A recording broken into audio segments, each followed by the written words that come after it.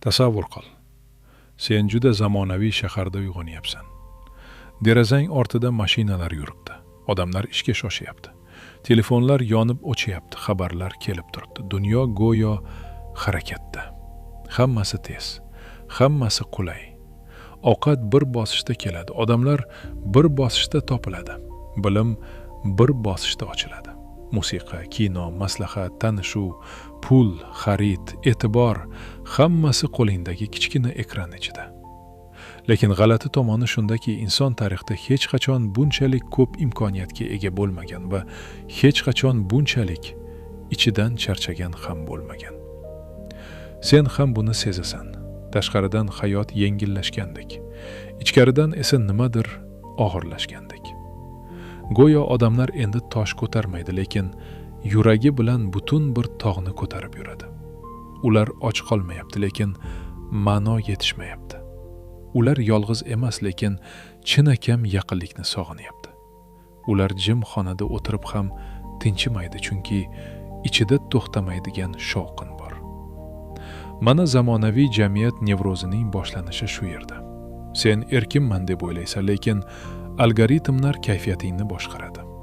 Sen tanlayapman deb o'ylaysan, lekin nimani xohlashingni ham reklama, trend, taqqoslash va qo'rquv shakllantiryapti. Sen yashayapman deb o'ylaysan, lekin ko'pincha o'zingni ko'rsatish, o'zingni isbotlash, ortda qolmaslik, unutilmaslik va yetarli bo'lish uchun yuguryapsan.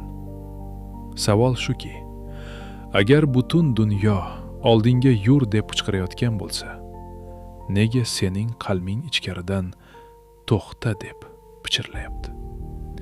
Nega ko'p odamda hammasi bordek ko'rinadi, lekin uxlashdan oldin ichida bo'shliq ochiladi? Nega tinch hayotga yetgan odam ham tinch yashay olmaydi? Nega zamonaviy inson o'zini ozod deb ataydi, lekin fikrlari, istaklari, qo'rquvlari va boshqalarning nigohidan qocholmaydi? Balki muammo sening zaifligingda emasdir, balki sen kasal jamiyatga moslashishga urinayotgan sog'lom qalbdirsan. Va agar shunday bo'lsa, unda eng qo'rqinchli savol ochiladi. Zamonaviy hayot seni davolayaptimi yoki asta-sekin nevrozga aylantiryaptimi? Bu muammo shunchaki telefon ko'p ishlatish, stress, ish bosimi yoki odamlarning sog'lashib ketgani haqida emas. Bu undan chuqurroq. Zamonaviy jamiyat insonning tashqi hayotini qulaylashtirdi, lekin ichki hayotini murakkablashtirib yubordi. Sen endi yirtqich hayvondan qochmayapsan. Ochlikdan o'lmaslik uchun o'rmonlarda ov qilmayapsan. Sovuqdan omon qolish uchun tun bo'yi olov qo'riqlamayapsan. Lekin sening asab tiziming baribir xavf ichida yashayotgandek ishlayapti. Faqat xavfning shakli o'zgargan. Endi seni sher quvmaydi.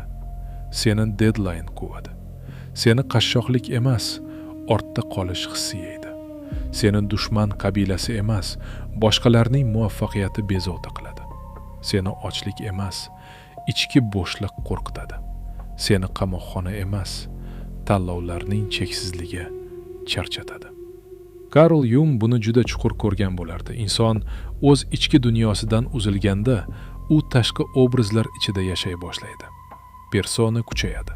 Haqiqiy men esa soyaga ketadi. Sen odamlar ko'radigan qiyofangni parvarish qilasan, lekin ichingdagi haqiqiy holating qarorsiz qoladi. Sen kuchli ko'rinishing mumkin, lekin ichingda qo'rqqan bola yashashi mumkin. Sen muvaffaqiyatli ko'rinishing mumkin, lekin ichingda meni sevishlari uchun yana nimadir isbotlashim kerak degan eski ochlik yurishi mumkin. Nitshe esa ehtimol zamonaviy odamni o'z qadriyatlarini yaratolmaydigan odam deb aytardi. Chunki bugungi inson ko'p narsani xohlaydi, lekin bu istaklar haqiqatdan o'zinikimi yoki unga singdirilganmi bilmaydi. U pul xohlaydi, lekin nega? Obro' xohlaydi, lekin kimning ko'zida? Go'zal hayot xohlaydi, lekin bu hayotni o'zi tanladimi yoki ekranlardan o'rgandimi? Schopenhauer inson istaklarini tugamaydigan chanqoqlik deb ko'rgan. bir istak bajariladi, keyingisi tug'iladi. Bir choqqaga chiqasan, yana boshqasi ko'rinadi. Bir narsaga yetasan, lekin ruhing endi tinchlanamiz demaydi, chunki zamonaviy dunyo istakni davolamaydi, uni ko'paytiradi. Sen biror narsani xohlayotganingni o'ylaysan, lekin aslida ko'pincha xohlamaslikdan qo'rqasan. Go'yo istaklaring to'xtasa, sening kimliging ham yo'qoladigandek. Oldos Haksli tasvirlagan yumshoq qamoq ham mana shunga o'xshaydi. Odam zanjir bilan emas, zavq bilan ushlab turiladi. U majburlanmaydi, chalg'itiladi. U urilmaydi, uxlatiladi. Unga haqiqatni izlash taqiqlanmaydi, shunchaki unga haqiqatni izlashga vaqt qoldirilmaydi.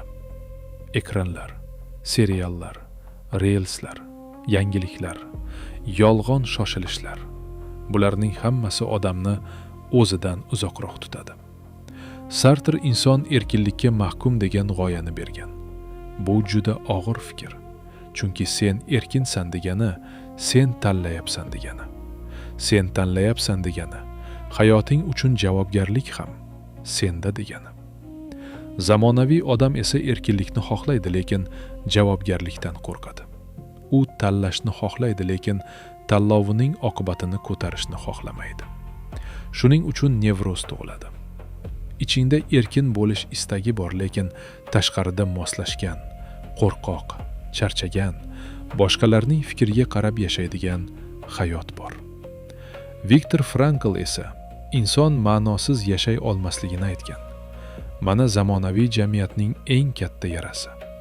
Odamning kuni to'la, lekin hayoti bo'sh. U band, lekin yo'nalishsiz. U kuladi, lekin ichida jim yig'laydi. U ko'p narsaga ega, lekin nima uchun yashayotganini bilmaydi. Shu sababli zamonaviy nevroz faqat asabiylik emas, bu insonning o'zidan uzoqlashganining belgisi. Bu qalbning men bu ritmda yashay olmayman deb yuborgan ogohlantirishi. Va agar sen bu ogohlantirishni eshitmasang, keyingi oqibatlar asta-sekin butun hayotingni shakllantira boshlaydi. Zamonaviy jamiyat nevrozi birdan portlab chiqmaydi. U sekin keladi. Avval sen shunchaki ko'proq charchay boshlaysan. Keyin oddiy narsalar ham og'ir tuyuladi. Keyin odamlar bilan gaplashish ham kuchtalab qoladi. Keyin sen o'zingni dam olyapman deb o'ylaysan, lekin dam olish ham seni tiklamaydi, chunki tanang to'xtagan bo'lsa ham ichingdagi tizim hali ham xavf qidirib ishlayotgan bo'ladi. Bu yerda eng ayyor narsa shuki, sen o'zingni buzilgan deb o'ylaysan, lekin aslida asab tiziming moslashishga urinayotgan bo'ladi. U haddan tashqari ko'p signal, ko'p taqqoslash, ko'p tanlov, ko'p bosim, ko'p xabar, ko'p kutishlar ichida omon qolishga harakat qiladi. Miya har bir narsani tahrir qiladi. Bu odam nega bunaqa yozdi? Ular nega jim? Men kech qolyapmanmi? Men noto'g'ri yashayapmanmi? Boshqalar mendan o'tib ketdimi? Sen buni fikrlash deb ataysan. Aslida bu ko'pincha xavotirning aylanma yo'li. Kognitiv xatolar shu yerda kuchayadi. Sen bitta kichkina belgidan katta xulosa chiqarasan. Kimdir sovuq javob bersa, endi hammasi yomonlashdi deb o'ylaysan. Bir kun unumli bo'lmasa, men intizomsizman deb o'zingni yanchasan. Boshqalarning muvaffaqiyatini ko'rsang, men ortda qoldim degan yolg'on hukm ichingda ildiz otadi. Miya xavfni ko'paytirib ko'rsatadi, chunki u seni himoya qilmoqchi, lekin himoya qilaman deb seni hayotdan ajratib qo'yadi. Nevrologik tomondan ham zamonaviy hayot sening ichki mukofot tizimingni o'zgartirib yuboradi. Tez zavq, tez yangilik, tez e'tibor, tez tasalli. Bular miyaning sabr qilish qobiliyatini yemiradi. Sen chuqur ish qila olmaysan, chunki iching tez signal so'raydi. Sen uzoq o'qiy olmaysan, chunki ong tez almashinadigan tasvirlarga o'rganib qolgan. Sen yolg'iz o'tira olmaysan, chunki jimlikda o'zing bilan uchrashib qolasan. Shunday qilib, odam asta-sekin o'z hayotining markazidan chiqib ketadi. U yashamaydi, reaksiyaga kirishadi. U tanlamaydi, javob beradi. U o'ylamaydi, yutiladi. Jamiyat unga har kuni yangi qo'rquv beradi, keyin shu qo'rquvga vaqtinchalik dori sotadi. Ko'proq xarid qil, ko'proq ko'rin, ko'proq o'zingni band qil, ko'proq chalg'i, ko'proq o'zingni taqqosla. Keyin yana charchasang, yana qayt. Bu faqat shaxsiy muammo emas. Butun jamiyat shunday nevrotik ritmga kirib qoladi. Odamlar bir-birini eshitmaydi, faqat javob qaytaradi. Munosabatlar chuqurlashmaydi, faqat taassurotlar almashiladi. Ish insonni rivojlantirmaydi, ko'pincha uni ichidan bo'shatadi.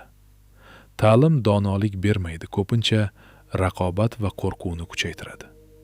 Hatto muhabbat ham sokin uchrashuv emas, o'zini tasdiqlash maydoniga aylanadi. Va sen bir kuni sezasan, sening ichingdagi charchoq faqat seniki emas. Bu davrning charchog'i. Bu faqat shaxsiy zaiflik emas, bu butun madaniyatning odam ruhiyatiga bosimi. Lekin shu anglashning o'zi hali ozodlik emas. Chunki aybni jamiyatga tashlab qo'yish ham yana bir qochish bo'lishi mumkin. Eng og'ir savol shu yerda tug'iladi. Agar dunyo seni chalg'itish, qo'rqitish va shoshiltirish orqali boshqarayotgan bo'lsa, sen qanday qilib yana o'z ichki hokimiyatingni qaytarib olasan? Chunki haqiqiy burilish muammoni ko'rganingda emas. Haqiqiy burilish sen birinchi marta ichingdan men endi bu ritmda yashamayman deganingda boshlanadi. Ozodlik sen dunyoni o'zgartirganingda boshlanmaydi. Ozodlik sen birinchi marta dunyo seni qanday o'zgartirayotganini ko'rganingda boshlanadi. Bu juda sokin isyon. Unda bayroq yo'q, shovqin yo'q. Odamlarga o'zingni tushuntirish ham yo'q, faqat ichingda bir qaror tug'iladi. Men endi hamma signalga javob bermayman. Men endi har bir qo'rquvni haqiqat deb qabul qilmayman. Men endi zamonaviy dunyo menga bergan shoshilish ritmini o'z hayotimning qonuni qilmayman. Birinchi qadam sekinlashish. Lekin bu oddiy dam olish emas. Bu ichki hokimiyatni qaytarish. Sen bir kun telefonni qo'lingga olishdan oldin o'zingdan so'raysan. Men hozir nimadan qochyapman? Shu savol oddiy tuyuladi, lekin u juda xavfli. Chunki ko'p chalg'ishlar aslida zavq emas, qochishdir. Reels ko'rishing, keraksiz xabar kutishing, odamlarning hayotini kuzatishing, o'zingni band qilib yurishing, bularning tagida ba'zan birgina narsa yotadi. Sen o'zing bilan jim qolishdan qo'rqasan. Ikkinchi qadam, ichki shovqinni kuzatish. Sen har bir fikrga ishonishing shart emas. Fikr haqiqat emas. Fikr ichingdan o'tib ketayotgan bulut. Men kech qoldim degan fikr keldi. Demak, bu haqiqat degani emas. Men yetarli emasman degan ovoz eshitildi. Demak, bu sening haqiqiy ovozing degani emas. Hamma mendan oldinda degan qo'rquv paydo bo'ldi. Demak, hayoting buzildi degani emas. Sen o'rganishing kerak bo'lgan eng katta mahorat shu. Fikrni ko'rish, lekin unga qul bo'lmaslik. Uchinchi qadam, o'z qadriyatlaringni qayta tanlash. Nitshe odam o'z qadriyatlarini o'zi yaratishi kerakligini eslatgandek, sen ham bir kuni jamiyat senga tiqishtirgan hayot ro'yxatini qo'lingga olib, uni shubha ostiga qo'yishing kerak.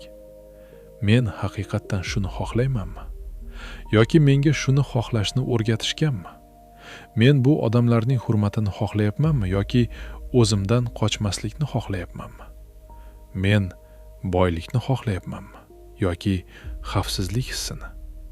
Men mashhur bo'lishni xohlayapmanmi yoki ko'rinmasligimdan qo'rqyapmanmi? Bu savollar seni bezovta qiladi, chunki ular sening yasama istaklaringni yechintiradi. To'rtinchi qadam, tanangni qayta eshitish. Zamonaviy odam boshida yashaydi. U tanasini faqat charchaganda, kasal bo'lganda yoki og'riganda eslaydi, lekin tana ko'pincha qalbdan oldin haqiqatni sezadi. Qayerda his qilyapsan? Kim bilan gaplashganda iching tortiladi? Qaysi ish seni quritadi? Qaysi joyda nafas olishing yengillashadi? Tana yolg'onni uzoq ko'tara olmaydi.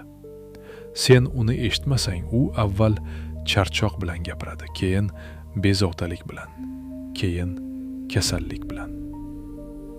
5-qadam ma'noni qaytarish. Viktor Frankl uchun inson faqat rohat bilan yashamaydi, ma'no bilan yashaydi. Sen ham o'zingdan so'rashing kerak. Mening azobim nimaga xizmat qilishi mumkin? Mening hayotim faqat omon qolishmi yoki biror narsaga aylanishmi? Chunki ma'no topilmagan og'riq odamni sindiradi. Ma'no topilgan og'riq esa odamni chuqurlashtiradi. Ozod bo'lish jamiyatdan qochish emas, tog'ga chiqib ketish ham emas. Hamma narsani tashlab yuborish ham emas. Ozod bo'lish shu dunyoning ichida turib, uning ichingni boshqarishiga ruxsat bermaslik. Sen ishlaysan, lekin o'zingni faqat ish bilan o'lchamaysan. Sen sevishing mumkin, lekin o'z qadringni birovning javobiga topshirmaysan. Sen pul topasan, lekin qalbingni raqamga bog'lamaysan. Sen jamiyat ichida yashaysan, lekin jamiyatning nevrozini o'z taqdiring deb qabul qilmaysan. Va mana shu sokin isyon seni keyingi haqiqatga olib boradi. Ehtimol sening vazifang zamonaviy dunyoga mukammal moslashish emasdir. Balki sening vazifang kasal ritm ichida sog'lom qalb bo'lib qolishdir. Eng so'nggi haqiqat shuki, zamonaviy jamiyat seni faqat charchatmaydi. U seni o'zingdan uzoqlashtirish orqali boshqaradi.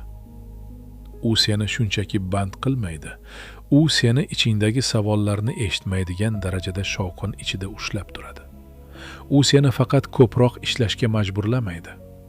U seni o'z qadringni natijalar, ko'rinishlar, javoblar va raqamlar orqali o'lchashga o'rgatadi. U seni faqat taqqoslamaydi. U seni o'zingni unutishga majbur qiladi. Va sen bir kuni tushunasan. Men charchaganim uchun yo'qolmadim. Men o'zimdan uzoqlashganim uchun charchadim. Mana, paradigma shu yerda o'zgaradi. Muammo sening sezgirligingda emas, balki sen hali ham tirik qalbga ega bo'lganingdadir. Muammo sening ko'p o'ylashingda emas, balki ichingda hali ham yolg'on hayotga ko'nmaydigan bir haqiqat borligidadir. Muammo sening jamiyatga moslasha olmayotganingda emas, balki jamiyatning o'zi inson tabiatiga zid ritmda ishlayotganidadir.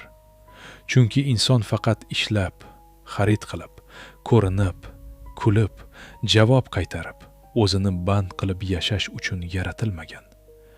Inson chuqurlik uchun yaratilgan. Ma'no uchun, sokinlik uchun, haqiqat uchun, ichki uyg'oqlik uchun, o'z qalbining ovozini eshitish uchun. Zamonaviy nevrozning eng katta alomati odamning o'z hayoti ichida mehmon bo'lib qolishi. U o'z kunlarini o'tkazadi, lekin yashamaydi. U gapiradi, lekin ichidagi rost gap aytilmay qoladi. U kuladi, lekin qalbi hali ham kimdir uni chinakam ko'rishini kutadi. U ishlaydi, erishadi, yuguradi, lekin kechasi baribir bir savol qaydadi. Men bularning hammasini nima uchun qilyapman? Va bu savol seni sindirish uchun kelmaydi. Bu savol seni uyg'otish uchun keladi. Shuning uchun sen endi o'zingdagi bezovtalikni faqat dushman deb ko'rma. Ba'zan bezovtalik qalbingning oxirgi halol ovozi. Ba'zan ichki siqilish, noto'g'ri yo'lda uzoq yurib ketganingni bildiradigan belgi. Ba'zan charchoq zaiflik emas, balki ruhingning men endi bu yolg'on rolni ko'tara olmayman degan noroziligi. Sen tuzalishing uchun dunyo butunlay o'zgarishi shart emas. Avval sening ichingdagi markaz qaytishi kerak. Bir kun sen telefonni chetga qo'yasan. Shovqin pasayadi. Xona jim bo'ladi. Hech kim seni maqtamaydi. Hech kim seni tasdiqlamaydi. Hech kim seni ko'tarmaydi. Va sen birinchi marta qo'rqmasdan o'zing bilan qolasan. Shunda sekin tushunasan. Men dunyodan qochishim kerak emas. Men dunyo ichida o'zimni yo'qotmasligim kerak. Sen odamlar orasida bo'lasan, lekin ularning shovqini ichingdagi haqiqatni bosmaydi. Sen ishlaysan, lekin ish sening butun kimliging bo'lmaydi. Sen sevishing mumkin, lekin sevgi tilanchilikka aylanmaydi. Sen kurashasan, lekin har bir jangga o'zingni qurbon qilmaysan. Zamonaviy jamiyat seni nevrotik qilmoqchi bo'lgan joyda sen sokin bo'lib qolishingning o'zi isyon bo'ladi. Shoshilinch dunyoda sekinlashishing isyon. Taqqoslash davrida o'z yo'lingga qaytishing isyon. Shovqin ichida sukutni tanlashing isyon. Hamma o'zini ko'rsatishga urinayotgan paytda sen o'zingni anglashga qaytishing eng katta isyon. Va oxirida sen bilasan, haqiqiy ozodlik hamma narsadan qutulishda emas. Haqiqiy ozodlik hech narsa seni o'zingdan ajratolmaydigan holatga kelishingda. Shu payt zamonaviy dunyo o'sha qoladi. Mashinalar yuradi, telefonlar yonadi, odamlar shoshadi, yangiliklar qichqiradi. Kimdir maqtanadi, kimdir qo'rqitadi. Kimdir seni ortda qolayotganingga ishontirmoqchi bo'ladi. Lekin sen endi ichingda boshqa joydan yashaysan. Sen endi har bir shovqinga javob bermaysan. Har bir qo'rquvga ishonmaysan. Har bir taqqoslashga tiz cho'kmaysan. Har bir trendga ergashib ketmaysan. Chunki sen bilasan, inson o'z markazini topganda jamiyatning nevrozi uning taqdiriga aylana olmaydi. Va balki butun davolanish shu oddiy, lekin dahshatli darajada chuqur haqiqatdan boshlanar. Sen bu dunyoga moslashish uchun emas, uyg'onish uchun kelgansan.